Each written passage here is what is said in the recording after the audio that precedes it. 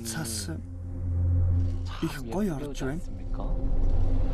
Амиа хорлолт. Шин зэргүүдийг их дээрлэгдэг байсан гэж сонссон. Ким харгалзагч. Онцгойлон байнга дээрлэгдэг хүн байсан. Амьдрах сайхан байна уу? Тэр тийм чухлаа.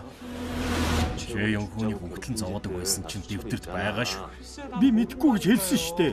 Дээрлэгүүлсэн хүнээс яагаад дээрлэгүүлдэг юм гэж асуухаас илүү дээрлэгдэх хүнээс яагаад тэгдэг нь асуух ёстой юм шүү. Юу н буруу байсан юм бол?